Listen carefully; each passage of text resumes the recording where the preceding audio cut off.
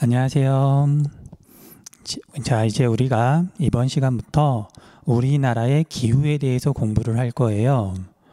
자, 지금까지 공부했던 지형하고 비교를 하면 보통 같이 묶어서 자연지리라고 하지만 많이 달라요.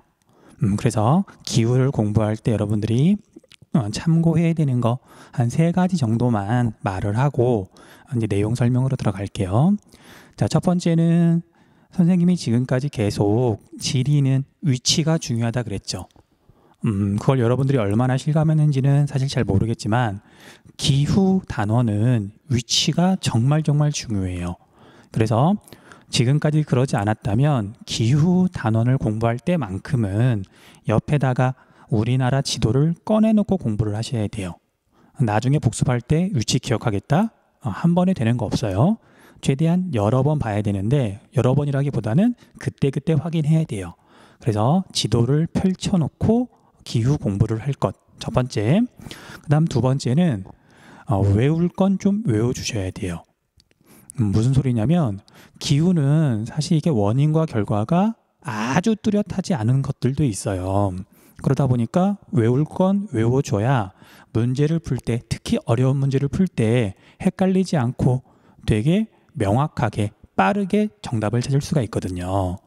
뭐 많이 외우라는 게 아니라 우리나라에서 가장 강수량이 적은 곳, 당연히 제일 적으니까 알아들만 하죠. 반대로 제일 많은 곳, 그렇죠? 자, 또는 이제 우리나라 여러 지역과 비교할 때 기준이 있으면 좋은데 서울 기후값은 외워두면 좋아요. 서울의 1월 평균 기온, 그 다음 8월 평균 기온, 그 다음 연 강수량. 뭐 그래봤자 3개밖에 안 되는데 이걸 정말 안 외우더라고요. 자, 선생님이 분명히 말하지만 외우라고 하는 거 많지 않아요. 제발 그 기후값 외워주세요. 그럼 나중에 반드시 그 외운 것들이 여러분한테 보답을 할 거예요. 어떤 보답이냐면, 자, 우리가 나중에 혹시라도 수능을 본다면 정말 어려운 문제는 기후 문제거든요. 그때 여러분들이 외웠던 것들이 1등급과 2등급 그 경계에서 1등급을 만들어 줄 거예요. 외울 건 좀 외워주세요.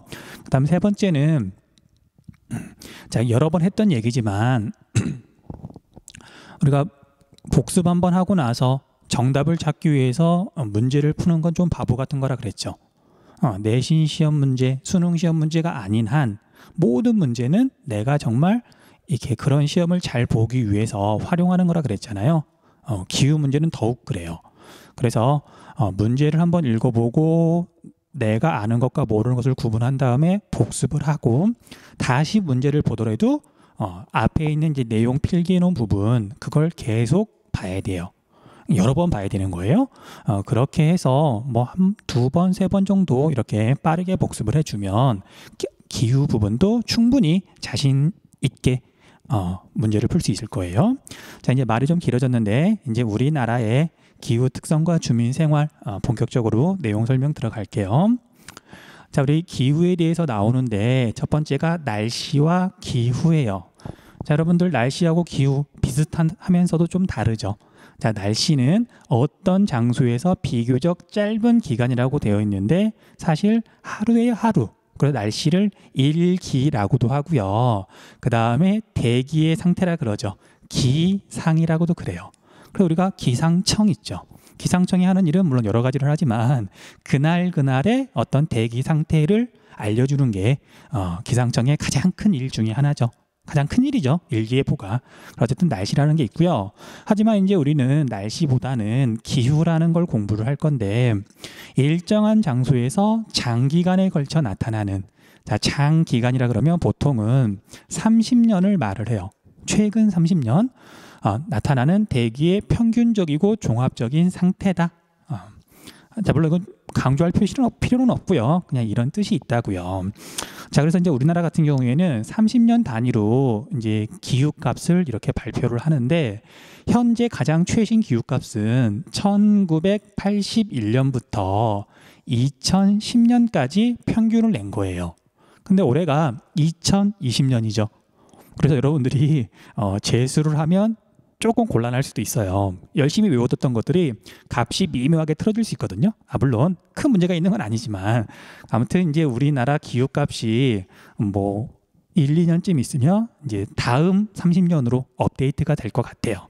아무튼 그래서 가장 최신 기후값은 1981년부터 2010년까지다. 그 다음 평균적이고 종합적인 상태라 그랬는데, 자, 우리나라 여름철 8월 달만 놓고 보면 열대 우림 기후하고 똑같아요. 엄청 덥고 비도 자주 내리고요. 그 다음에 1월 달만 놓고 보면 정말 추운 한대 기후랑 똑같아요. 하지만 우리나라 기후를 열대나 한대라고 하지 않죠. 평균을 냈더니 온대 기후, 물론 냉대 기후도 일부 나타나는데 평균적인 상태를 기후라고 한다. 됐죠? 넘어갈게요. 그 다음 기후 요소와 기후 요인이란 말이 있는데, 자, 이거 옛날에는 정말 쪼잔하게 물어봤었거든요. 지금은 절대 그런 거 없어요. 그냥 쉽게 생각할게요. 기후 요소는 기후 그 자체라고 보시면 돼요. 자, 우리가 열대 기후라고 한다. 그러니까 땡땡 기후라는 말을 붙였을 때 무엇 때문에 땡땡 기후가 달라지지? 주로 기온, 그쵸? 기온에 의해서 열대, 온대, 냉대, 한대가 달라지는 거고요. 그 다음 강수에 의해서 수분 기후냐, 건조 기후냐가 나뉘어져요. 됐죠? 그 다음 뭐 바람이 많은 곳도 있을 것이고, 뭐 습한 곳도 있을 것이고, 그냥 기후 자체를 우리가 기후 요소라고 한다. 뭐 이건 너무 당연한 거라서 넘어가시면 되고요.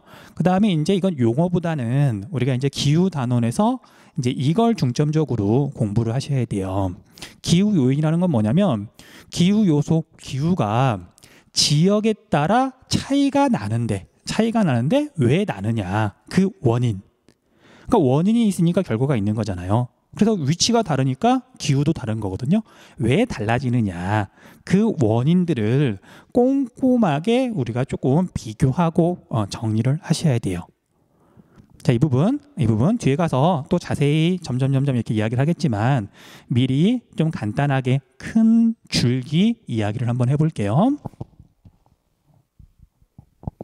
자, 우리가 위도에 따라서 많은 것들이 달라지는데, 첫 번째는 당연히 기온이 달라지겠죠.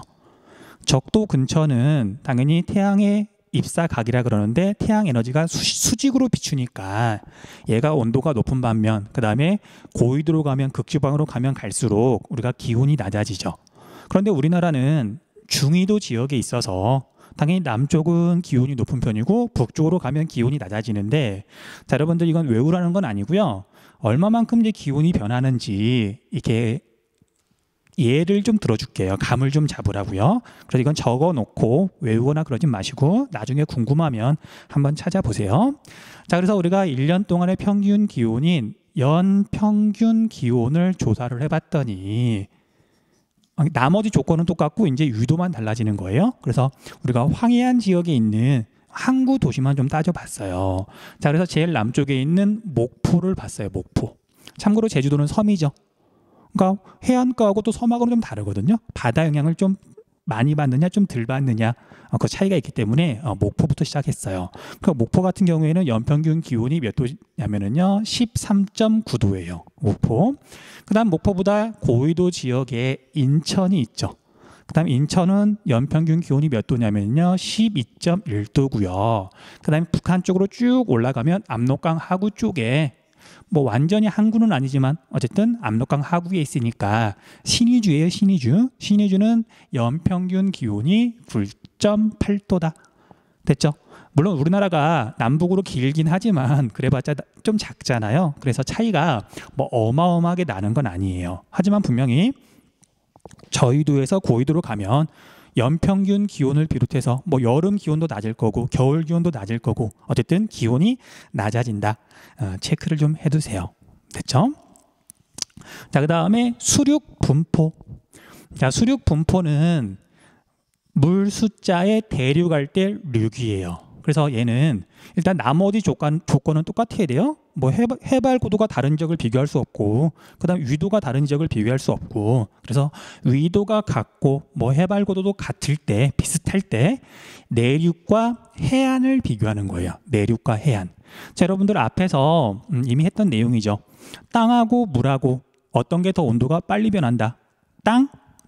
자, 그래서 우리나라를 정말 간단하게 그냥 덩어리로 나타낼게요. 그러면 이제 위도가 같은 중부지방이라 그랬을 때, 자, 1번 지역이 내륙이고요. 2번 지역이 해안가예요. 자, 물론 여기 3번은 울릉도처럼 섬도 있는데 일단은 1번, 2번만 이렇게 한번 비교를 해볼게요. 자, 우리가 1번의 대표적인 동네는 홍천이라는 데가 있고요. 2번은 인천이라는 데가 있어요. 그럼 여기는 이제 1년 중에 여름과 겨울에 온도 차이가 좀 크게 벌어질 거고 얘는 상대적으로 온도 차이가 작겠죠. 자, 그래서 우리가 1년 중에 기온이 제일 높을 때와 낮을 때의 차이를 연교차라고 한다 그랬잖아요. 그래서 연교차는 1번이 2번보다 크다. 내륙이 해안가보다 크다. 그 다음 여기 인천하고 여기에는 울릉도랑 비교하면 당연히 울릉도가 연교차가 더 작겠죠. 자, 얼마만큼 작은지는 뒤에서 우리가 기온 공부할 때 수치 같은 거 좀 적어줄게요. 지금은 이 정도만 알고 있으시면 돼요. 됐죠? 수륙 분포는 위도가 같을 때, 물론 해발 고도도 비슷할 때 1년 동안 온도 변화가 얼마나 크게 변하느냐, 일어나느냐, 그거에 영향을 미친다. 체크하시면 돼요. 자, 그 다음에 지형.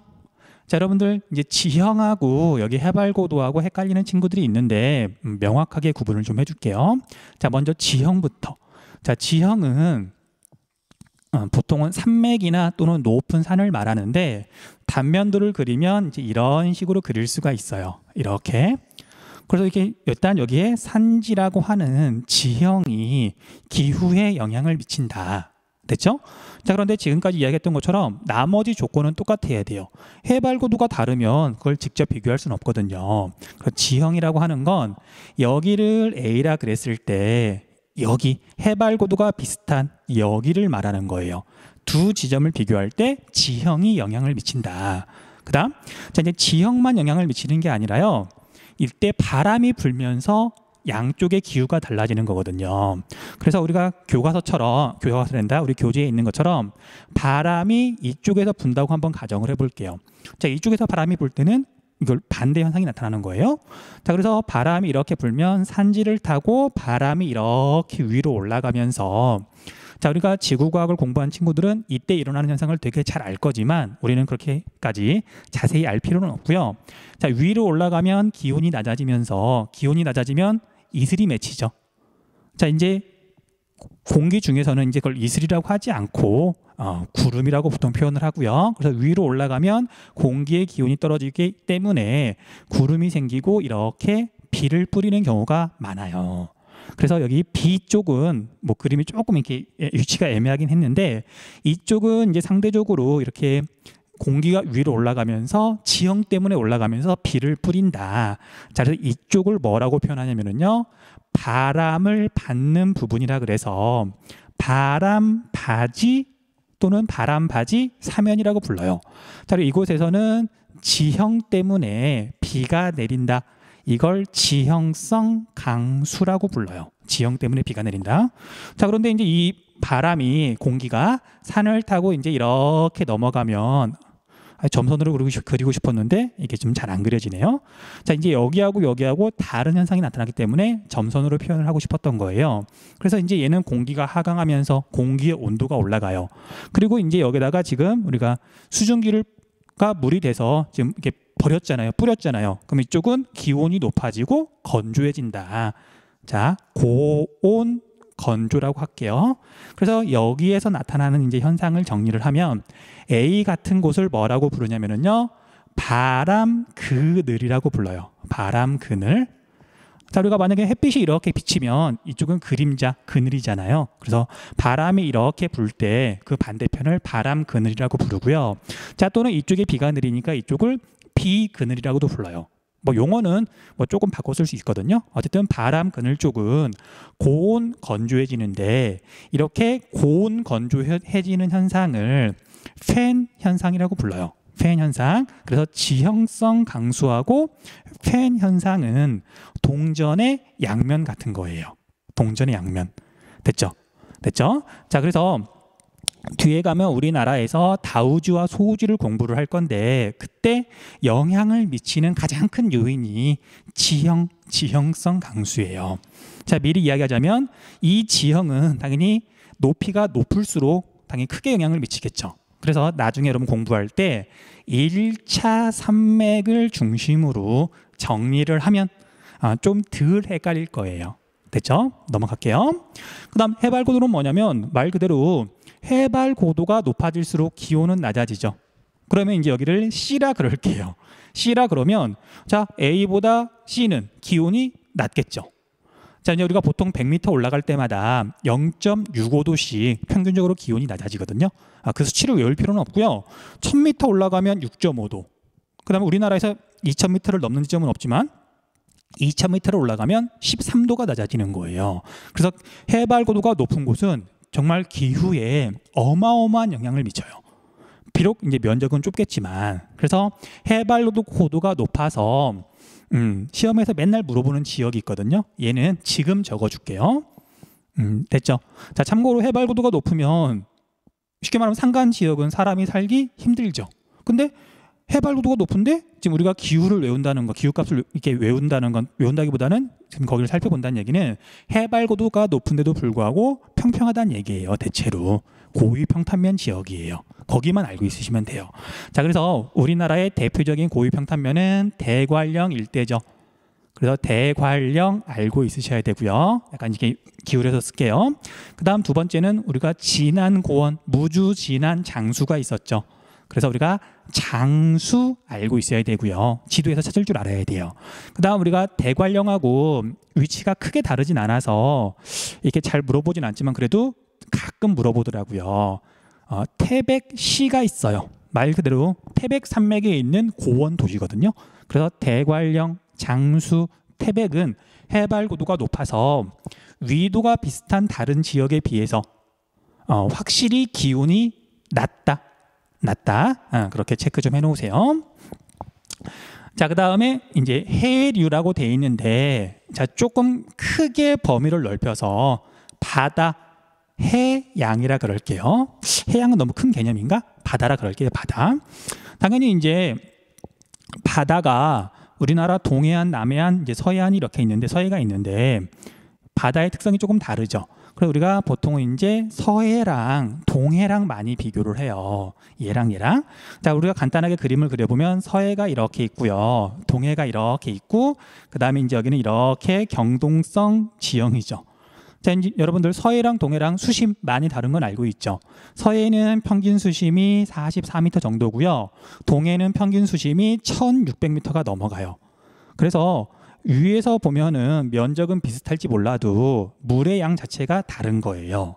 자, 그러면 겨울철에 바다도 당연히 온도가 내려가는데, 자, 얘는 이렇게 이제 열을 뺏겨요. 열을 뺏기면 물이 얼마 안 되니까 상대적으로 온도가 많이 떨어지겠죠. 물론 땅보다 온도가 더 많이 떨어지진 않아요. 우리나라 근처에서는 바닷물이 거의 얼지 않으니까, 육지는 얼지만, 그런데 우리가 동해 같은 경우에는 물이 워낙 많으니까 똑같은 열을 이렇게 뺏기더라도 온도가 덜 떨어지는 거예요.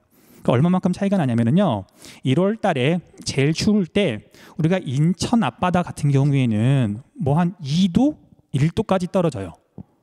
뭐 얼진 않겠지만, 그래서 여기는 물고기 잡이를 중단해야 될 정도로, 물고기도 너무 추우면 안 움직이거든요. 그에 비해서 우리가 강릉 앞바다 같은 경우에는 한겨울에도 7에서 8도 정도는 돼요. 자, 이거 수치는 외우지 마시고요. 그래서 같은 바다라 하더라도 서해랑 동해랑 다르다. 특히 이쪽 동해 바다는 남쪽에서는 난류가 이렇게 올라오고요. 그 다음에 북한 쪽 그쪽에서는 한류가 이렇게 내려오거든요. 그래서 우리나라 뭐 울릉도, 독도 근처에서 만나서 조경 수역을 이루었잖아요. 그렇죠? 그래서 이 한류와 난류가 지나는 곳에서는 다시 이게 영향을 미치기도 해요. 근데 그걸 우리가 통틀어서 해양, 우리나라는 뭐 해양까지는 아니니까 바다라 그럴게요. 이게 어쨌든 기후에 영향을 미친다. 됐죠? 자, 그러면 이제 뒤에 가서 수치를 적어 줄 테지만 지금은 우리가 지역 이름 좀 적어 놓을게요. 자, 우리가 위도가 같은 경우 인천이 있고요. 중부지방에. 그 다음에 이렇게 내륙으로 가면 홍천이 있어요. 그럼 인천하고 홍천은 아까 위에서 수륙 분포할 때 이야기했었죠. 자, 그 다음에 이렇게 넘어가면 대관령 자주 끼워서 물어봐요. 대관령은 약간 뭐 이렇게 강릉에 붙어 있긴 하지만 해발 고도가 워낙 높으니까, 근데 이건 지금 우리가 수륙 분포하고 이제 해류 말하는 거라서 대관령은 일단은 빼셔도 돼요. 자, 그 다음에 이렇게 위도가 비슷한 곳에 강릉이 있어요. 자, 그러면 홍천하고 비교하면 인천과 강릉은 둘 다 연교차가 작아요. 그쵸? 겨울에 홍천보다 덜 추워요. 얼마만큼 덜 추운지는 조금 이따가 수치 적어줄게요. 그런데 이제 인천하고 강릉하고 비교하면 어디가 더 연교차가 작을까요? 인천하고 강릉하고. 당연히 수심이 깊은 동해안에 있는 인천이란데 강릉이 겨울에 덜 춥고 연교차도 더 작은 거예요. 자, 그런데 또 위도가 비슷한 곳에 뭐가 있냐면 울릉도가 있죠. 그러면 이건 굳이 선생님이 말 안 해도 되겠죠. 강릉보다 울릉도는 연교차가 더 작고 겨울에 덜 춥다. 그런 것도 이제 자연스럽게 연결을 시킬 수가 있는 거죠. 됐죠? 자, 그런데 이제 여러분들 뒤에 가면 이제 이런 것들을 종합적으로 적용을 좀 해야 돼요. 근데 여러분들이 뭐 이게 혼자 막 스스로 정리한다기보다는 선생님이 이렇게 알려줄 거니까 이게 이렇게 적용이 되는 거구나. 여러분들이 복습을 좀 해주시면 돼요. 예를 들면 이런 거예요. 자, 인천하고 지금 강릉하고 바다의 깊이 차이 때문에 지금 겨울 기온이 다르고 연교차가 다르다고 이야기를 했잖아요. 그런데 우리가 지형을 봤더니 경동지형. 그러면 겨울철에는 바람이 주로 서쪽에서 불 거예요. 그래서 인천은 그냥 이 차가운 북서 계절풍을 그대로 맞지만 이 바람이 태백산맥을 타고 넘어가면서 가끔 여기에 눈을 뿌리면 또는 눈을 뿌리지 않더라도 이건 정말 깊은 내용이라서 대학교 과정이라서 설명을 하지 않을게요. 눈을 뿌리지 않더라도 이렇게 넘어가면서 폐인 현상 비슷하게 일어나요. 그래서 강릉이 인천보다도 더 따뜻하다. 바다랑 여기 지형, 물론 풍향도 고려를 해야 되겠지만 이런 복합적인 요인에 의해서 우리나라 기후가 결정이 된다. 자, 여기까지 설명을 듣고 났더니 약간 이게 멘붕이 올 수도 있어요. 뭐 이렇게 복잡해. 하지만 이걸 이제 구체적으로 하나씩 사례를 들어보고 적용을 해 나가다 보면 또 막상 해보면 어렵지 않아요. 아무튼 선생님 믿고 따라오세요. 자, 아무튼 그래서 기후 요인까지 정리를 간단하게 했고요. 그 다음 우리나라의 기후 특징 해서 기온부터 한번 살펴볼게요. 우리나라의 기후 특징. 자, 앞에서 했던 건 좀 빨리 넘어갈게요. 우리나라는 북반구 중위도에 위치하기 때문에 냉대 또는 온대 기후가 나타난다. 자, 냉대 기후와 온대 기후는 가장 추운 달에 최한월. 자, 우리나라는 1월 달이 제일 춥거든요. 그래서 최한월 평균 기온 영하 3도씨를 기준으로 구분을 해요. 하지만 이걸 숫자까지 외울 필요는 없고요. 그냥 우리나라는 대한민국 남한 쪽은 주로 온대 기후, 그 다음에 북한 쪽은 냉대 기후라고 생각하셔도 돼요. 됐죠? 넘어가고요. 그 다음 우리가 냉온대 기후, 북반구 중위도에 있으면서 또 뭐가 있었냐면 우리나라는 사계절이 뚜렷했었죠. 앞에서 우리가 수리적 위치, 지리적 위치 할 때 이야기했던 거잖아요. 사계절이 뚜렷하다, 냉온대 기후가 나타난다. 이건 수리적 위치 때문에 결정이 되는 거였죠. 그 다음 대륙성 기후. 자, 똑같은 중위도에 위치하지만 유럽 쪽하고 그 다음에 우리나라 쪽하고 대륙의 서쪽하고 동쪽하고는 우리가 연교차가 달랐죠. 그 이유는 자, 여기에 그냥 편서풍이라고만 적어줄게요.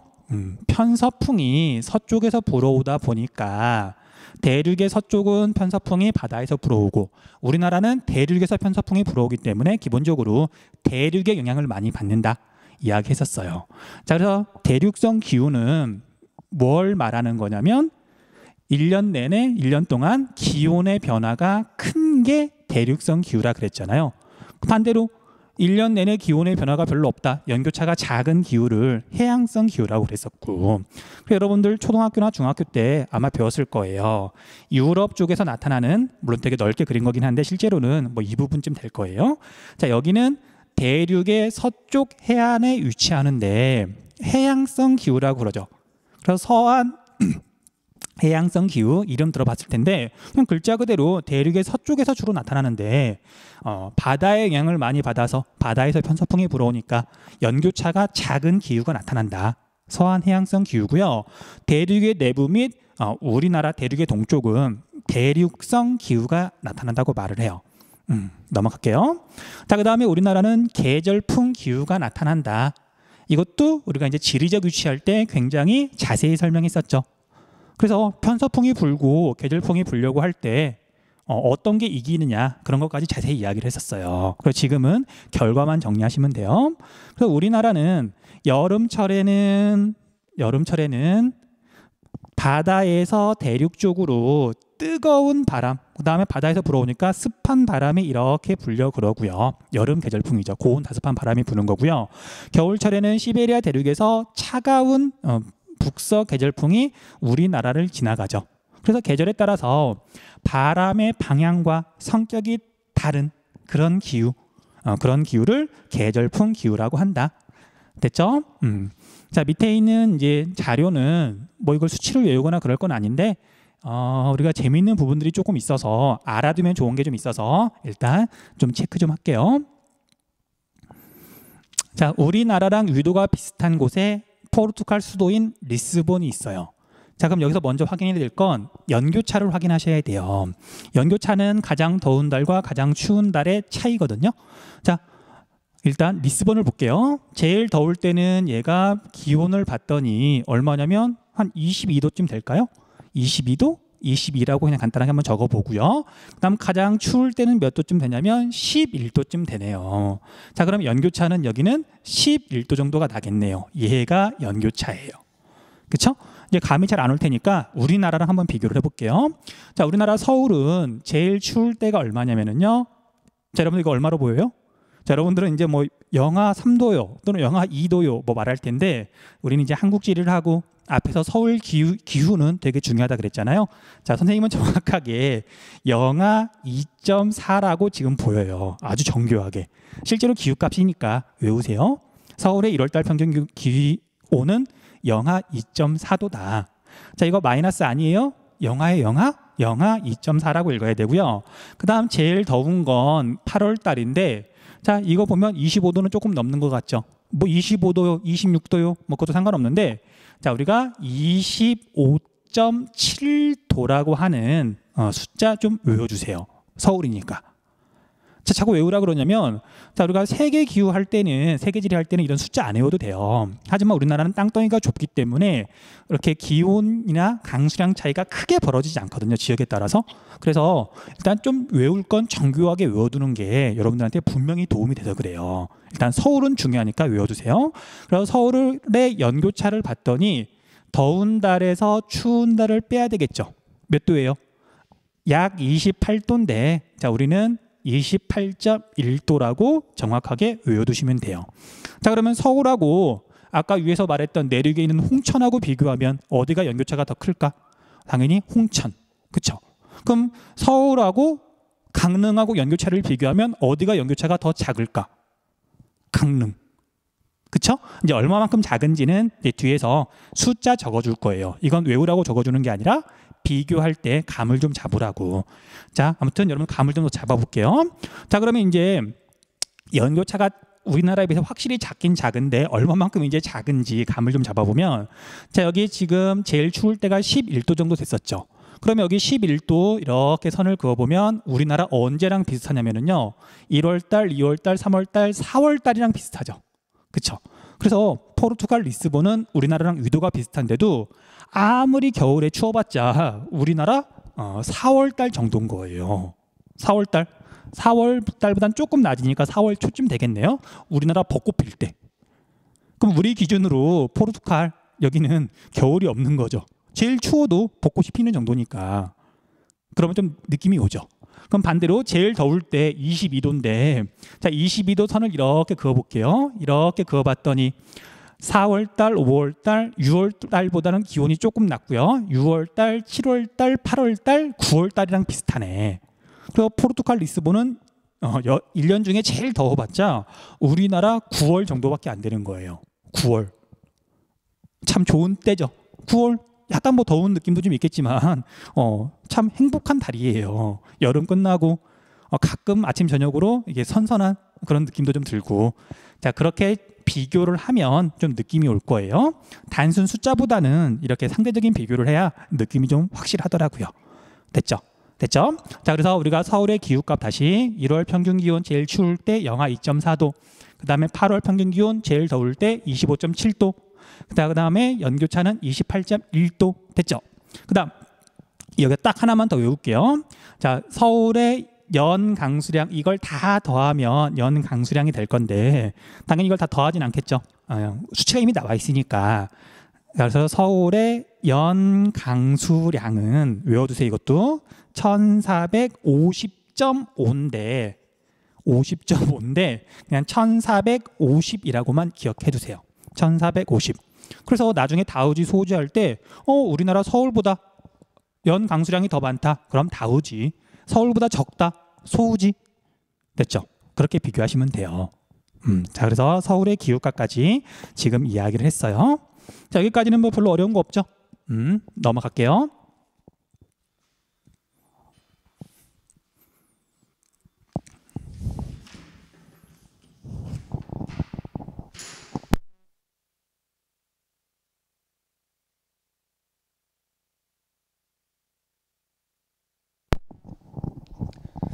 자, 이제 우리나라의 기온 특징 볼게요. 기온부터 강수, 바람까지 순서대로 공부를 할 거예요.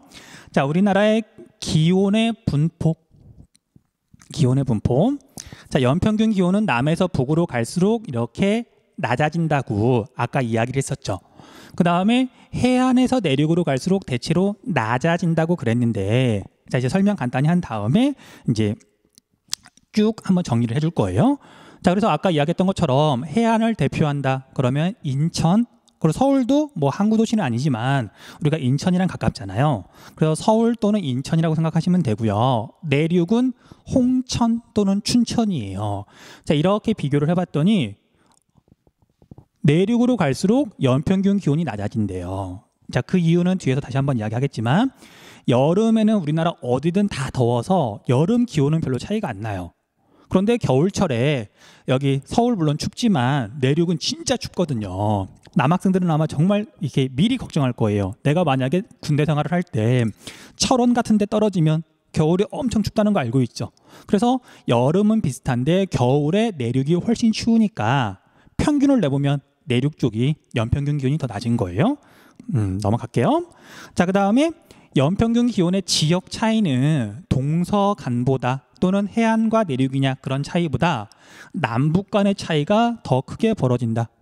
기본적으로 기온은 위도의 영향을 많이 받는데 우리나라는 남북으로 길잖아요.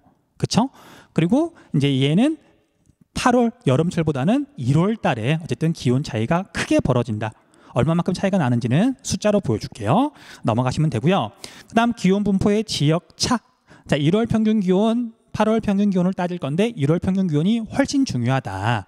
그 이유는 지역 차가 엄청 크게 벌어지기 때문에 1월 평균 기온이. 그래서 지역을 구분할 때 어떤 값을 보고 1월 평균 기온 또는 겨울철 어떤 기후 값을 가지고 구분하면 정확해요. 됐죠? 자, 그 다음에 앞에서 이미 이야기했던 것처럼 지형, 태백산맥을 말하는 거고요. 해양, 서해보다 훨씬 수심이 깊은 동해를 말하는 거고요. 그 다음 동해는 거의 강릉 거기 근처까지 난류가 올라오기도 해요. 겨울철에. 그래서 위도가 비슷할 때 동해안이 우리가 서해안에 비해서 기온이 높아요. 겨울에 따뜻해요. 연교차는 작아요. 앞에서 했던 거 그대로 체크 좀 하고 넘어갈게요.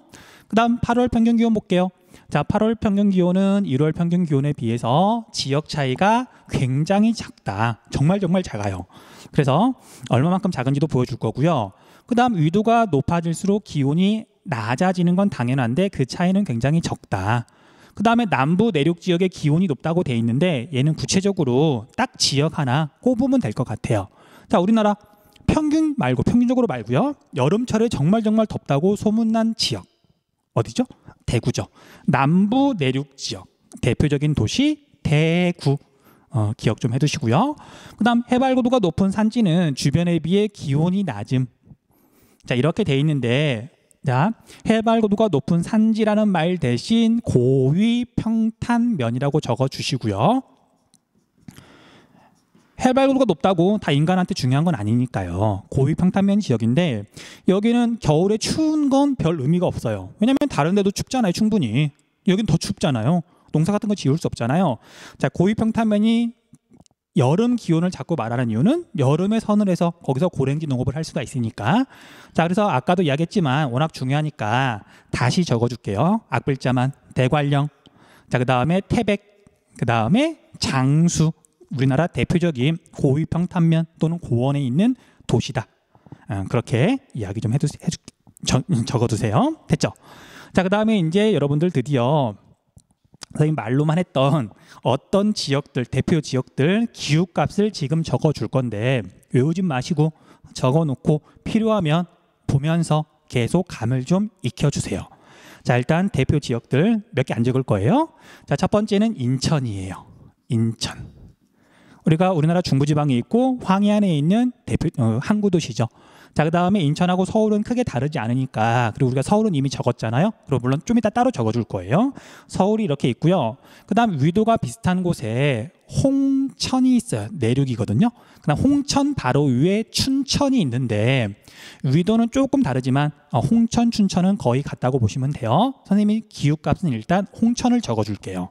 자, 그 다음에 동해안 쪽에는 강릉이 있고요. 강릉이 있고요. 그 다음 바다 한가운데에 울릉도가 있죠. 그래서 울릉도까지도 알아두시면 좋아요. 특히 울릉도는 조금 이따 계속 강조를 하겠지만 대관령과 함께 기후에서 맨날 물어보는, 그리고 수능에서도 기후 문제 있잖아요. 그러면 대관령이 나오거나 울릉도가 나오거나 둘 다 나오거나, 둘 다 안 나오는 경우는 지금까지 한 번도 없었어요. 그래서 대관령, 울릉도는 여러분들 좀 익숙해지면 하다 보면 지겹거든요. 그래서 대관령과 울릉도는 기후값 외우시면 돼요. 지금 당장 말고 앞으로 외우세요. 자, 이렇게 좀 적어 놓고요. 자, 그 다음에 이제 여기다가 차례대로 뭐 선생님이 이제 숫자를 다 외우는 건 아니니까 좀 보고 적어줄게요. 자, 우리가 8월 평균 기온을 볼게요. 8월 평균 기온, 그리고 그 밑에는 1월 평균 기온을 적을 거예요. 자, 인천 같은 경우에는 8월 평균 기온이 몇 도냐면 25.2도. 서울보다는 약간 바다 쪽이니까 서울은 25.7도였었죠. 조금 낮아요. 그다음 홍천 같은 경우에는 내륙이긴 한데 우리가 기상 관측소의 위치가 좀 다 다르거든. 해발 고도가. 그 내륙이다 보니까 약간 높기도 하고, 그것도 아주 높은 건 아니고요. 그 다음에 뒤에서 공부하겠지만 열섬 현상이라는 게 있는데 자연 상태에서 재면 그 차이가 뚜렷하겠지만 우리가 서울 같은 경우에는 대도시다 보니까 사람이 쓰는 에너지가 많아서 인공열이 많아요. 그래서 내륙이 왜 8월 달에 기온이 더 높지 않아요? 라고 궁금해할 수 있는데 그 이유는 자연 상태가 아닐 뿐더러 도시잖아요. 도시. 그 다음에 얘가 해발 고도가 조금씩 다르다. 그렇게 생각하면 이제 그 궁금증은 해결이 되겠죠. 홍천 같은 경우에는 8월 달 평균 기온이 24.2도고요. 자, 그 다음에 강릉 같은 경우에는 몇 도냐면 24.6도예요. 그 다음 울릉도는 몇 도냐면 얘가 23.6도네요. 23.6도. 그리고 앞에서 이야기했던 것처럼 우리나라는 8월 달에 다 덥다. 자, 울릉도하고 뭐 인천 정도면 차이를 살짝 느낄 수도 있겠지만 이걸 느끼는 사람은 거의 없겠죠. 그래서 8월 달 기온은 그렇게 중요하지 않아요. 됐죠? 자, 그에 비해서 1월 달 평균 기온을 봤더니 차이가 크게 벌어진다는데 얼마만큼 크게 벌어지냐면 영하 2.1도. 그 다음에 홍천은 영하 5.5도. 그 다음에 강릉은 0.4도. 그 다음에 울릉도는 1.4도예요. 됐죠? 그래서 우리가 지금 8월보다 1월에 확실히 위도가 같은데도 그 차이가 크게 벌어졌잖아요. 특히 홍천하고 이렇게 울릉도를 봤더니 이 정도면, 그쵸? 이 정도면 정말 사람이 단번에 느껴요. 홍천 사는 친구들이 만약에 겨울에 울릉도를 여행 간다, 놀러 간다. 그러면 여기는 완전 봄이네 그러면서 마치 우리가 제주도 놀러 가는 것처럼 겨울철에 그런 느낌일 거예요. 됐죠? 이 정도만 해두시면 되고요. 그 다음 이렇게 해서 우리가 뭘 알 수 있냐면, 자, 연교차는 굳이 외울 필요는 없죠. 이거에서 이걸 빼면 되니까 그 연교차 그냥 적어만 줄게요. 27.3도고요. 서울보다는 조금 작죠. 그 다음 홍천은 29.7도예요. 서울보다 크죠? 인천보다 크죠? 그 다음 강릉은 우리가 인천, 서해안보다 작을 거예요. 몇 도냐면 여기는 24.2도가 될 거고요. 그 다음 울릉도는 더 작죠? 22.2도. 그래서 울릉도는 워낙 중요하니까 1.4도, 23.6도, 연교차 22.2. 외우기 좋네요. 22.2. 2가 셋이니까 이건 이번 기회에 그냥 외워두세요. 울릉도는 워낙 중요하니까. 왜 중요하다고 정말 말하는지 뒤에 가면 쉽게 느낄 거예요. 넘어갈게요. 자, 그 다음에 색깔 바꿔볼까요? 자, 울릉도만큼 대관령이 중요한데 대관령은 위치가 강릉보다 바로 이제 여기 내륙이거든요. 여기다가 대관령의 값도 한번 적어볼게요. 자, 여러분들 이미 필기를 했으면 여기 옆에다가 따로 적어도 되고요. 아니면 대관령은 중요하니까 다른 데다가 이렇게 강조 표시해가지고 적어 두셔도 돼요. 자, 대관령이니까 그냥 대라고만 적고요. 자, 대관령은 해발고도가 굉장히 높은데 자, 이것도 참고 삼아 알려줄게요. 대관령 기상 관측소 높이가 얼마냐면요 772m인가 그래요. 그래서 관악산 꼭대기보다도 대관령은 기상 관측소의 높이가 더 높다. 자, 그러면 대관령은 8월 달에 기온이 몇 도냐면요 우리 남한에서 유일하게 20도를 넘지 않아요. 19.1도예요. 19.1도. 됐죠? 여름에 정말 서늘하다. 그리고 여기는 여름철에도 이불 덮고 자야 돼요. 에어컨 안 켜도 돼요. 밤에는 좀 춥더라고요. 그 정도고요. 겨울에도 당연히 춥겠죠. 겨울에는 몇 도냐면 영하 7.7도. 자, 여기는 연교차는 중요하지 않지만 그래서 적어보자면 26.8도가 연교차예요. 자, 대관령의 포인트는 여름에 다른 데에 비해서 확실히 서늘하고요. 겨울에도 당연히 춥다. 이게 포인트. 됐죠? 그 다음 나머지 지역은 좀 참고하라고 두 군데 지역만 더 적어줄게요. 자, 어디냐면요. 자, 같은 선대 얘는 서울이에요. 그 다음에 우리나라 제일 남쪽 제주도 중에서도 남쪽 서귀포예요. 자, 서귀포는 당연히 바다 한가운데 있기도 하고 섬이기도 하고 제일 남쪽이다 보니까 여름철에 제일 기온도 높고요. 겨울철에도 당연히 제일 따뜻해요. 그래서 서귀포 값도 외워두면 좋아요. 겨울에 제일 따뜻하니까. 정확하게 외운다기보다는 서울보다 대략 요만큼 따뜻하구나. 감만 좀 잡으시면 돼요. 자, 일단 서울 볼게요. 서울. 자, 서울은 이제 1월 기온부터 적고 그 다음은 8월 기온 적을게요. 자, 서울은 아까 영하 2.4도라 그랬었죠. 그럼 서귀포는 몇 도냐면요 1월 달에 6.8도예요. 서울의 3월 달하고 비슷해요. 그러니까 서귀포는 제주도는 아무리 추워도 서울의 3월인 거예요. 그러니까 이제 우리가 겨울철에 제주도 여행 가면 마치 다른 나라에 온 것 같죠. 옷 막 껴입고 갔다가 제주도 가면 이제 하나씩 벗기 시작하는 거죠. 물론 그렇더라도 제주도에도 추운 날도 물론 있어요. 아무튼 온도 차이가 꽤 많이 난다. 자, 8월 달에는 25.7도였었고요. 그 다음에 서귀포는 27.1도예요. 차이가 9도 정도. 차이가 1.4도.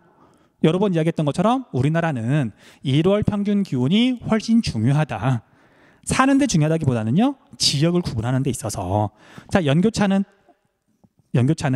그래도 적어줄게요. 워낙 중요하니까 28.1도. 이건 외우는 거 아니죠. 외울 필요 없죠. 두 개를 알면 정확하게 아는 거고. 자, 그 다음에 서귀포의 연교차는 몇 도예요? 20.3도죠.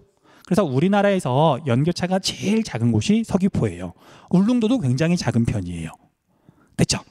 이 정도만 하면, 그리고 이제 여기 방금 적어줬던 거 외울 거 외워주시고요. 그 다음에 이제 문제 풀면서 자꾸 보다 보면 나중에 어떤 문제를 풀더라도 뭐 어렵거나 그러진 않을 거예요. 됐죠? 이렇게 해주시면 되고요. 자, 다시 이제 수능 특강으로 돌아가서 우리가 여기 기후 그래프 있죠? 기후 그래프에서 여러분들이 체크해야 되는 거 몇 가지만 이렇게 이야기를 좀 할게요. 살펴볼게요.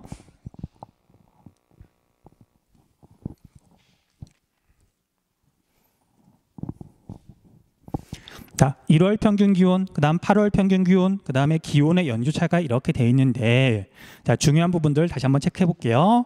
자, 서귀포는 6.8도, 겁나 따뜻하다. 그 다음에 우리 서울은 영하 2.4도. 그럼 이 숫자를 바탕으로 인천은 서울보다는 조금 따뜻할 거고요. 바다에 그래도 붙어 있으니까. 그 다음에 여기 내륙에 있는 춘천 밑에가 홍천인데 여기는 영하 2.4도보다 온도가 많이 낮을 거고요. 그래서 홍천이 영하 5.5도였죠. 외울 필요는 없지만. 그 다음에 위도가 비슷한 곳에 여기 강릉 있죠. 강릉은 0.4도. 그래서 강릉은 영상이구나. 겨울철에도. 이 정도면 사람이 단번에 느껴요.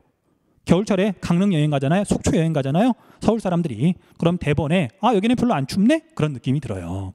울릉도는 더하겠죠. 1.4도예요. 됐죠? 자, 그 다음에 여기 북쪽으로 가면은 이제 기온들이 나오는데 제일 추운 곳 보통 중강진을 꼽거든요. 백두산 밑에가 더 춥긴 한데 여기는 해발 고도가 높아서 잘 이야기하지 않고요. 중강진 같은 경우에는 그냥 여기도 있는 거니까 이거 외울 필요는 없지만 기억해두면 좋아요. 영하 16도가 넘어요. 그러니까 더 추워요. 엄청 추운 거예요. 영하 16도면 낮에는 한 10도까지는 올라갈 거예요. 평균적으로 1월 달에. 그 다음에 밤에 추울 때는 영하 20도 밑으로 떨어진다는 얘기예요. 날마다. 엄청 춥다는 얘기죠. 넘어가시면 되고요. 자, 그 다음에 여기 등원선 그래프에서 여기 부분 눈에 띄어요. 여기도 눈에 띄어요. 아니 선생님, 우리가 기온이라고 하는 건 기본적으로 위도의 영향을 강하게 받는데, 기본으로 받는데 이건 지금 위도하고 상관이 없는 거죠. 거의. 그 이유는 앞에 선생님이 뭐라 그랬냐면 기온에 가장 크게 영향을 미치는 건, 자, 위도는 기본적으로 영향을 미치는 거고요. 기본적인 걸 결정하는 거고, 가장 크게 영향을 미치는 건 해발 고도라 그랬잖아요. 여기에 태백산맥이 있고 여기에 함경산맥이 이렇게 있어서 위로 올라가면 올라갈수록 기온이 낮아지잖아요. 그래서 동해안 쪽에서는 태백산맥과 함경산맥이 있어서 등원선이 위선하고 평행하게 그려지는 게 아니라 이렇게 해안선하고 평행하게 그려진다. 옛날에 자주 물어봤던 내용이에요. 물론 이해하고 나면 정리만 하면 되는 내용이고요. 넘어갈게요. 자, 그 다음에 우리가 8월 평균 기온은 지역에 따라 차이가 별로 크지 않으니까 굳이 숫자는 안 적을게요. 말로만 할게요. 서귀포 27.1도, 서울 25.7도, 거의 차이가 안 나죠. 그런데 울릉도는 확실히 바다 한가운데 있어서 온도가 높지 않다. 그쵸? 23.6도. 그 다음에 울릉도에 이제 연교차는 22.2도, 뭐 그 정도만 기억하면 되고요. 자, 그 다음에 이제 겨울철에는 뭐 티가 별로 안 나긴 했는데, 자, 우리가 여름철을 봤더니 24도, 23도, 22도, 21도. 더 가운데는 20도가 안 될 거예요. 여기가 어디냐면 대관령이에요. 됐죠?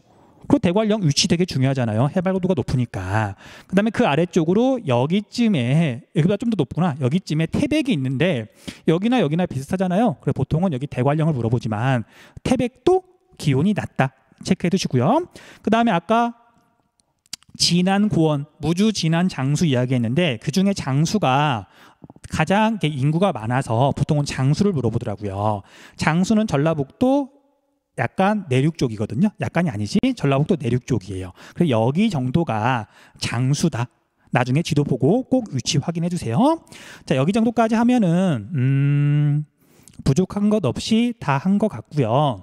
일단 영상 끄는 다음에 물론 이어줄 거긴 한데 일단 여기까지 살리고 싶어서 조금 있다가 바로 이어서 국지적 기온 분포까지 하고 이번 영상은 마치도록 할게요. 자, 국지적 기온 분포에 대해서 설명을 할 건데, 자, 이 부분은 원래는 그러니까 교육과정이 바뀌기 전에는요 훨씬 더 양이 많았던 부분이에요. 그래서 여러분들 학습 부담을 줄이기 위해서 지금 이제 줄여놨는데 이렇게 글자 수를 줄인다 그래가지고 사실 학습량이 줄진 않거든요. 아예 내용을 빼야지. 이게 뭐 하는 짓인지는 잘 모르겠어요.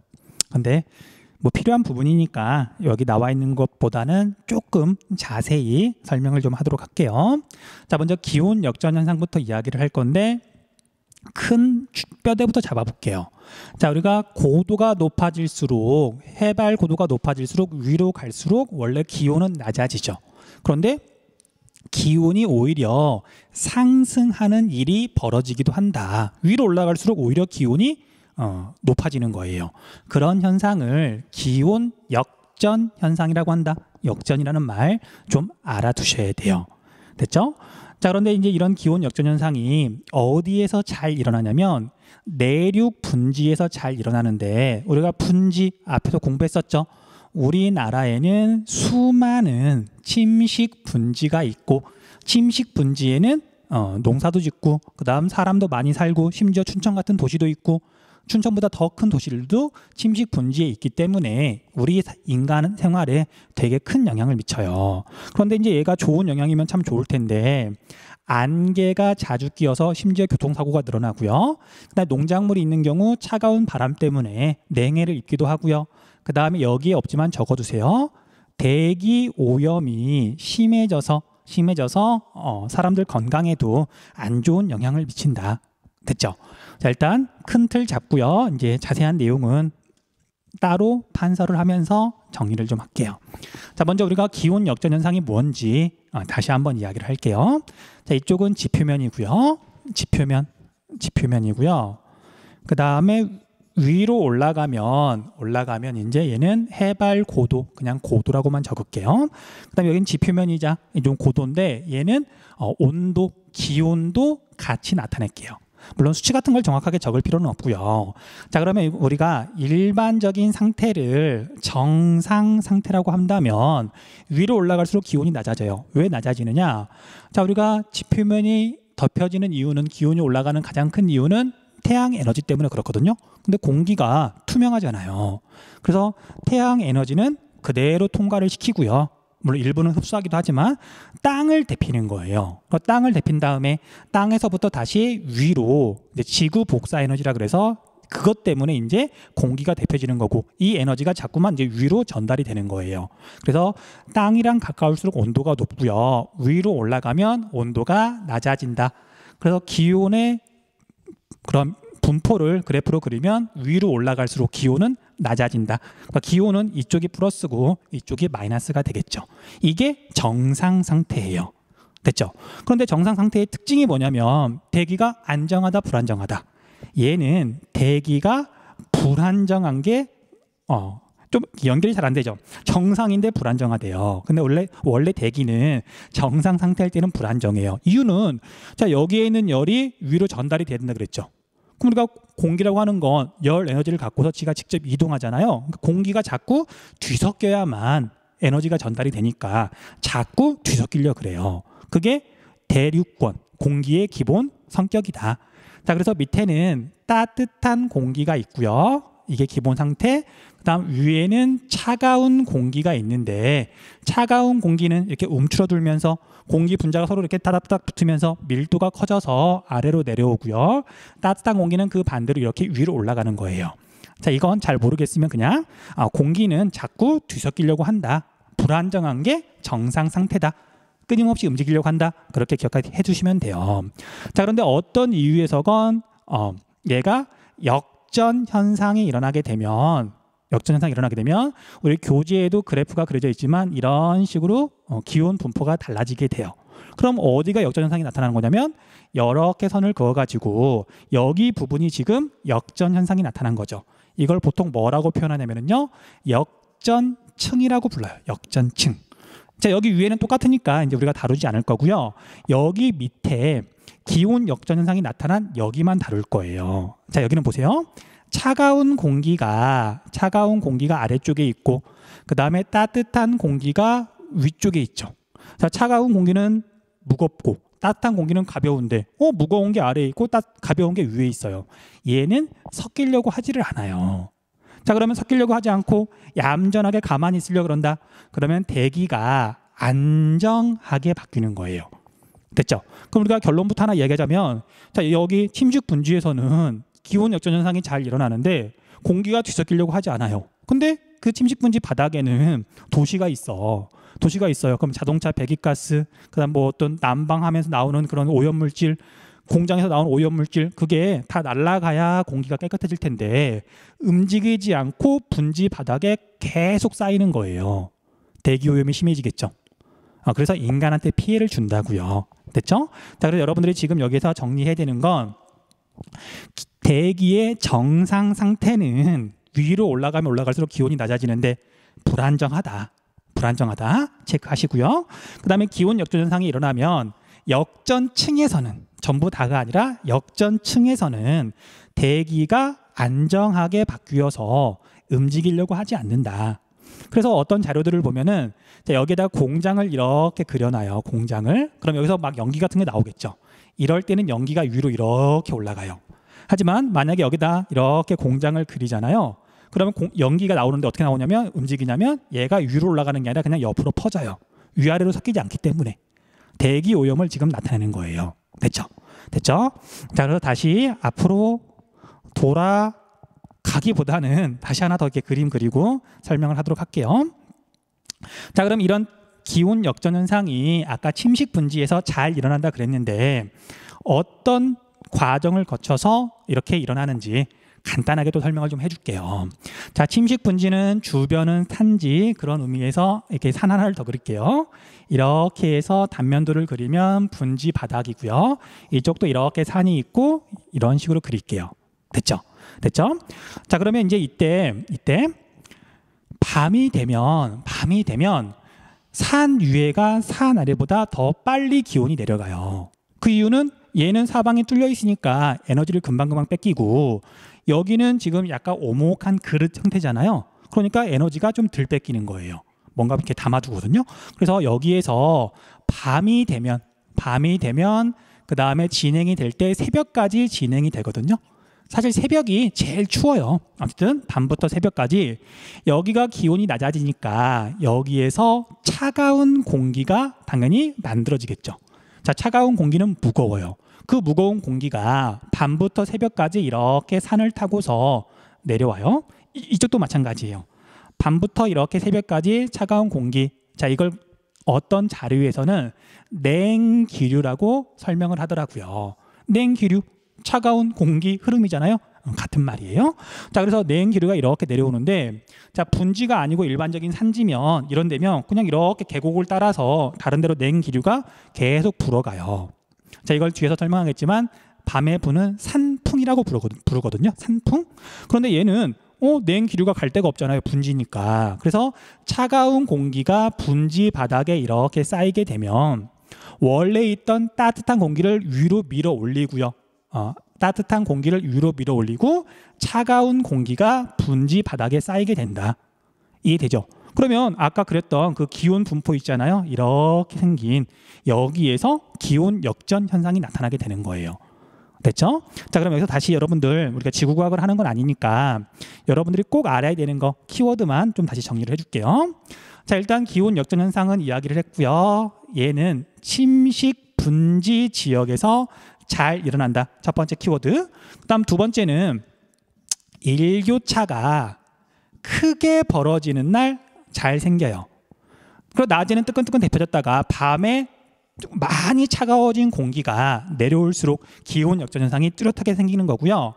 그 다음에 전체적인 바람. 자, 이 냉기류 말하는 게 아니라 전체적으로 부는 바람을 말하는 거예요. 이 바람은 잠잠할수록 기온 역전 현상이 잘 나타나요. 바람이 세게 불면 이 공기가 섞여버릴 거니까. 이해됐죠? 자, 그래서 이걸 갖다가 이렇게 종합을 해보면 일교차가 크고 바람이 적게 부는 날은 날씨가 맑은 봄, 가을에 잘 생긴다. 체크 좀 해주세요. 됐죠? 자, 그 다음에 이런 기온 역전 현상은 또 계속 이야기를 하자면 아까 사실 해 뜨기 전까지는 계속 기온이 내려가거든요. 그래서 새벽까지는 냉기류가 계속 내려와서 새벽에 제일 뚜렷하게 나타나요. 해 뜨기 직전에. 하지만 이제 해가 뜨고 나면 분지 바닥을 데피겠죠. 해가 비치면서. 그리고 여기 차가운 공기의 온도가 올라가면서 기온 역전 현상도 없어져요. 자, 그래서 새벽에 가장 뚜렷했다가 하지만 시간이 지나서 보통은 오전 중에 사라진다. 이 정도만 좀 기억을 해두시면 될 것 같아요. 됐죠? 자, 이제 아까 이제 인간한테 영향을 미친다 그랬는데 거기까지만 이야기하고 이제 마치면 될 것 같아요. 자, 우리가 첫 번째 안개가 많이 낀다 그랬는데 원래는 따뜻한 공기가 있던 곳이에요. 해지기 전까지는. 근데 해가 진 다음에 갑자기 위에서 엄청나게 차가운 공기가 내려오면서 따뜻한 공기하고 차가운 공기의 그런 경계면에서 그 응결 여기 응결 현상이 일어나면서 수증기가 물방울로 바뀌면서 안개가 껴요. 그렇죠? 위에서 뭔가 이렇게 응결 현상이 나타나면 구름이라 그럴 테지만 지표면 가까운 데서 응결 현상이 나타나니까 그때 안개가 많이 끼고요. 얼마만큼 진하게 끼냐면 정말 한 치 앞도 안 보일 정도로, 교통사고가 정말 더 늘어날 정도로 안개가 심하게 끼고요. 그 다음에 여기가 만약에 농사를 짓고 있으면 분지 바닥은 평지니까 봄, 가을에 차가운 냉기류, 당연히 영하로 떨어지기도 하거든요. 그럼 농작물이 피해를 입는다. 냉해라 그래요. 그렇죠? 그 다음에 또 아까 말했던 것처럼 여기가 좀 규모가 커서 도시가 있다. 그럼 여기서 발생하는 오염물질들이 퍼지지 못하니까 대기 오염이 되게 심해진다. 그렇게 정리하면 거의 완벽하게 기온 역전 현상에 대해서 이야기를 하는 거예요. 됐죠? 자, 그 다음에 열섬 현상에 대해서 설명을 할게요. 자, 이제 열섬 현상에 대해서 알아볼게요. 열섬 현상은 일단 그 단어에서 어떤 현상인지 충분히 이해할 수가 있어요. 자, 우리가 섬이라고 하는 건 바다가 이렇게 있으면 이렇게 육지가 솟아 있는 거죠. 그래서 열 기온 분포를 봤더니 다른 지역, 주변 지역에 비해서 어느 곳에는 열이 많아서 기온이 높게 나타난다. 이걸 열섬 현상이라고 불러요. 열이 섬처럼 있다. 자, 그리고 구체적으로는 도시의 중심부, 이걸 도심이라고 불러요. 도시의 중심. 도시의 중심부가 도시 주변이나 아니면 주변 농촌 지역에 비해서 기온이 높게 나타나는 현상이다. 됐죠? 그러면 도시의 중심이 왜 주변 지역보다 기온이 더 높을까? 정답은 인공열 때문에 그래요.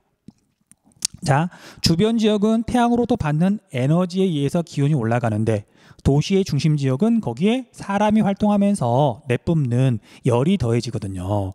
에어컨 또는 뭐 난방 또는 뭐 자동차 기타 등등 전부 다 열이잖아요. 됐죠? 그래서 이렇게 인공열이라고 하는 키워드 체크 좀 해두시고요. 그런데 이런 열섬 현상이 나타나면 여기에는 없지만 지금 추가를 시켜놔야 돼요. 가뜩이나 사람들이 많이 모여 사는 도시 지역에서 인간한테 피해를 줘요. 자, 첫 번째는 습도가 낮아지면서 무척 건조해져요. 그래서 기온은 높고 습도가 낮다. 점점 이제 사막처럼 된다. 그래서 이걸 도시 사막화 현상이라고도 불러요. 자, 그런데 이제 습도가 낮으면 어떤 문제가 생기냐면 당연히 이제 우리가 인간이 되게 오랜 기간에 걸쳐서 자연 상태에 맞춰서 진화를 해왔는데 근데 어느 날 갑자기 급격하게 도시가 생기면서 습도가 많이 낮아지는 거예요. 그래서 도시인들의 건강이 많이 안 좋아요. 뭐 호흡기관이 특히. 자, 아무튼 그래서 이런 문제가 있고요. 그다음 두 번째로는 열섬 현상이 뚜렷하게 나타나면 대기 오염이 심해지는 문제가 생겨요. 자, 왜 그런지는 바로 이어서 설명을 해줄게요. 자, 아무튼 그래서 이런 문제가 생기기 때문에 열섬 현상을 완화하기 위해서 이런 일들을 하는데 왜 하는지 설명드리면 이제 충분히 이해가 될 거예요. 됐죠? 자, 그러면 열섬 현상에 대해서 그림을 보고 조금 이야기를 해볼게요. 자, 열섬 현상은 자, 이 그림에는 안 나와 있지만 한 가지 전제 조건이 필요해요. 바람이 약하거나 불지 않는 날 열섬 현상이 생긴다. 왜냐하면 바람이 뭐 강하게 불면 도심 지역에서 발생하는 인공열이 다 바람 때문에 날아가 버리겠죠. 그래서 바람이 기본적으로 불지 않는 날 생긴다는 거 머릿속에 담아두시고 이제 설명을 들으시면 돼요. 자, 그래서 도시의 중심 지역, 도심 지역에서는 열이 발생하죠. 인공열이 발생하죠. 자, 그래서 기온이 높은 곳은 상승 기류가 이렇게 생기고요. 이 바람이 양옆으로 퍼졌다가 차가워지면 다시 하강한 다음에 도시 내부로 다시 이렇게 들어와요. 그래서 전체적으로 바람은 안 불지만 주변 지역과 도심 지역의 온도 차이 때문에 에너지가 순환하면서 공기가 대류하면서 바람이 생기는데 그런 바람을 도시풍이라고 한다. 됐죠? 자, 그런데 문제는 도시 안에서만 지금 바람이 계속 맴돌다 보니까 여기에서 발생하는 오염물질이 당연히 흩어지지 않는 거죠. 그래서 이런 바람이 약한 날이 계속 지속되면 도시 안에 오염물질이 계속 쌓여서 공기가 되게 안 좋아지는 거예요. 됐죠? 이게 어쨌든 중요한 특징이에요. 자, 그래서 이런 열섬 현상을 완화시키려면 자, 바람이 아예 안 불면 어쩔 수 없지만 바람이 조금이라도 불면 이 바람이 도시를 지나서 도심에 있는 열을 주변 지역으로 이렇게 흘러갈 수 있도록 만들어주는 게 중요해요. 그러면 어떻게 해야 되냐면 도시를 계획할 때 건물을 아무렇게나 마구잡이로 막 세우는 게 아니라 바람이 지나갈 수 있도록 바람길을 만드는 게 중요해요. 바람길을. 그래서 실제로 우리나라 같은 경우에도 건물을 막 세우는 게 아니라 다 높이 같은 거 계산해가지고 도시를 계획해요. 그리고 다행히 우리나라 서울 같은 경우에는 가운데에 한강이 있어서 열섬 현상이 조금 줄어드는데 많은 도움이 된다 그러더라고요. 자, 그 다음에 이제 또 추가로 설명을 할 건데 이런 열섬 현상은 또 이런 인공열뿐만 아니라 자연 상태하고 이렇게 시멘트나 아스팔트로 덮인 곳하고 좀 차이가 나요. 자, 우리가 지표면에 식물이 자라고 있으면 태양 에너지가 지표면에 곧바로 닿지 않고 식물에 닿아서 광합성 작용을 한 다음에 어쨌든 여기서 해결이 되잖아요. 자, 그런데 시멘트나 아스팔트로 덮여 있으면 태양 에너지가 땅에 닿은 다음에 땅 속으로 많이 흡수가 돼요. 자연 상태일 때는 이렇게 흡수되는 게 별로 없지만, 그러다가 이제 얘가 해가 지고 나면 밤에 다시 이렇게 올라오거든요. 그렇죠. 자, 그래서 이런 열섬 현상은 낮보다는 밤에 더 뚜렷하게 나타나요. 됐죠? 자, 그 다음에 또 얘가 계절에 따라서 조금 다른데 겨울철이 여름철보다 더 뚜렷하게 나타나요. 자, 이건 어떻게 생각하면 쉽냐면은요. 자, 우리가 기본적인 태양 에너지가 있고 그 다음에 인공열이 뭔가 더해져 가지고 상대적인 온도 차이가 발생하는 거잖아요. 그런데 우리가 여름철에는 태양 에너지 자체가 많다 보니까 인공열이 이렇게 영향을 미치는 게 상대적으로 적어요. 자, 태양 에너지가 100일 때 만약에 인공 에너지 열이 20만큼이 작용을 한다. 그럼 약 20% 정도 영향을 미치는 거죠. 근데 하지만 만약에 태양 에너지가 50 정도로 줄어드는 겨울철이면 여기에 인공열이 20%가 더해지거나 뭐 없다 그러면 훨씬 더 크게 영향을 미치는 거잖아요. 그래서 열섬 현상은 바람이 불지 않는 날 겨울철 밤에 뚜렷하게 나타난다. 그렇게 좀 정리를 해 놓으시면 돼요. 됐죠? 그래서 여러분들은 이제 그런 경험을 좀 안 했으면 좋겠는데, 자, 우리가 지금 살고 있는 곳이 서울이죠. 그리고 나중에 대학교에 진학할 때 서울 안에 있는 대학교에 진학하는 친구들은 그냥 아침에 겨울에 집에서 나와가지고 뭐 지하철을 타든 버스를 타든 학교에 도착해서 내리면 그냥 잘 못 느껴요. 근데 이제 수도권으로 가거나 서울 밖으로 나가는 친구들 있죠. 그리고 집에서 출발할 때는 별로 안 추웠는데 겨울에 이상하다, 서울 밖을 벗어나서 이제 지하철역에서 나왔더니 되게 추운 거예요. 자, 이게 내가 수도권이나 아니면 이렇게 뭐 충청도나 지방으로 대학교를 갔기 때문에 마음이 추운 게 아니라요. 실제로 겨울철에는 서울보다 서울 밖에가 훨씬 추워요.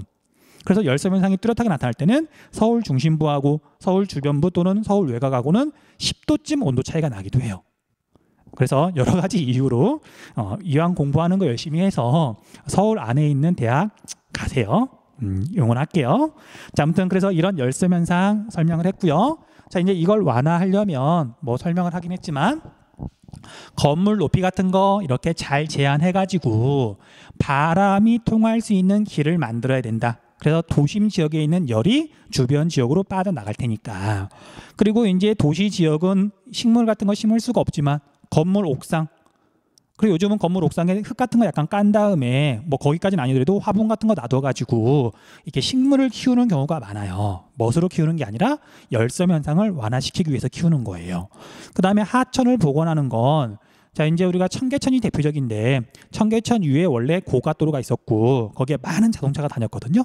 근데 그걸 복원했더니 확실히 서울 중심부의 온도가 조금 떨어졌다 그러더라고요. 자, 그래서 열섬 현상 이렇게만 하면 얘도 정리가 다 된 것 같아요. 됐죠? 자, 그래서 이제 강수로 넘어가야 되는데 넘어가기 전에 우리가 위에서 기온 분포 이야기 했었잖아요. 이 중에 한 가지 설명을 안 해가지고 그것만 설명을 할게요. 참고로 우리 기온은 그냥 원인과 결과가 되게 뚜렷해가지고 기본 외워야 되는, 서울을 비롯해서 뭐 서귀포의 뭐 1월달 평균 기온이 6.8도다. 뭐 그런 거 몇 개만 알고 있으면 일반적인 원리에 의해서 지역을 찾는 게 되게 쉬워요. 그래서 나중에 여러분들 문제 풀 때도 기온과 강수량이 있다. 그러면 제일 먼저 기온을 보고서 지역을 구분해야 돼요. 기온은 되게 명확하기 때문에. 하지만 기온 가운데서 딱 하나 일반 원리로 이렇게 지역을 구분할 할 수 없는 게 있어요. 그게 연교차예요, 연교차. 연교차 중에서도, 자, 여러분들 인천하고 강릉하고 연교차를 비교하면 어디가 연교차가 더 크다? 인천이 더 크죠. 이런 건 쉬워요. 그런데 서해안이냐 동해안이냐도 다른데 위도가 다르면 이제 학생들이 난감해하는 거예요. 그래서 예를 들면 이런 거야. 자, 이렇게 좀 확대해서 봤더니, 자, 여러분들 목포하고 여기 있는 강릉하고 어디가 더 연교차가 클까요? 조금 난감해한단 말이에요. 자, 우리가 동해안하고 황해안하고 비교했더니 당연히 위도가 같으면 황해안이 연교차가 더 클 거예요. 그런데 이제 얘하고 얘는 위도가 다르잖아요. 위도가 낮으면 당연히 연교차가 좀 작아지거든요. 그래서 이렇게 생각했더니 얘는 연교차가 커질 것 같고, 근데 여기서 또 이렇게 저위도로 왔으니까 연교차가 작아질 것 같고, 그럼 플러스 마이너스 과연 어떻게 효과가 나타날 것인가. 자, 그래서 이 부분은 여러분들 외워야 돼요. 외운다기보다는 지금 설명을 하고 있으니까 이거 잘 한번 보세요. 참고로 여기 목포랑 예를 들면 여기 있는 청진이랑 이렇게 비교하진 않아요. 얘는 위도 차이가 너무 많이 나니까, 동서 차이보다 위도 차이가 훨씬 더 크게 영향을 미치니까. 그래서 목포랑 강릉이랑 또는 여기 평양이랑 여기에 있는 청진이랑 이런 식으로 비교하는 문제가 지금까지 여러 번 나왔었어요. 근데 이렇게 문제가 나오면 항상 1등급과 2등급을 가르는 문제가 돼요. 이건 일반 원리로 풀 수가 없으니까. 자, 아무튼 그래서 여러분들 등원선 그래프를 잘 한번 봐주세요. 자, 우리 목포를 봤더니 목포는 24도보다 연교차가 더 큰 거죠. 22도, 24도, 26도니까 뭐 정확하게 수치를 알 필요는 없지만 얘는 24도보다는 연교차가 더 크다. 그런데 우리가 강릉 쪽을 봤더니 24도가 쭉 이어져서 강릉은 24도보다 연교차가 작은 거죠. 그렇죠? 그래서 위도랑 동해안이냐 서해안이냐 이렇게 그게 맞설 경우 위도보다는 동해의 깊은 바다가 연교차에 더 큰 영향을 미친다. 그렇게 정리해 두시면 돼요. 이건 북한도 마찬가지예요. 자, 평양하고 여기 청진하고 우리 위도 차이가 꽤 많이 나는데, 자, 평양 같은 경우에는 연교차가 지금 30도를 넘어가죠. 참고로 여기 서울도 지금 연교차가 28도보다 더 컸잖아요. 28.1도였었잖아요. 그런데 여기 청진을 봤더니 우리 동해바다의 수심이 워낙 깊다 보니까 26도와 28도 사이에 청진이 있죠. 그래서 여기 청진은 서울보다도 연교차가 작은 거예요. 평양보다도 연교차가 작은 거예요. 신의주보다도 연교차가 작은 거예요. 그래서 이렇게 남한과 북한을 나누었을 때, 황해안의 저위도보다 동해안의 고위도가 연교차가 더 작다. 황해안의 저위도, 뭐 어딜 찍어도 마찬가지예요. 황해안의 저위도보다 동해안의 고위도가 연교차가 더 작다. 됐죠? 이거 나중에 정말 어려운 문제에서 이걸 알아야만 답을 찾을 수 있기 때문에 따로 지금 설명을 한 거예요. 자, 일단 여기까지 영상 하나 끊고요. 이어서 우리나라의 강수 특징 설명할게요.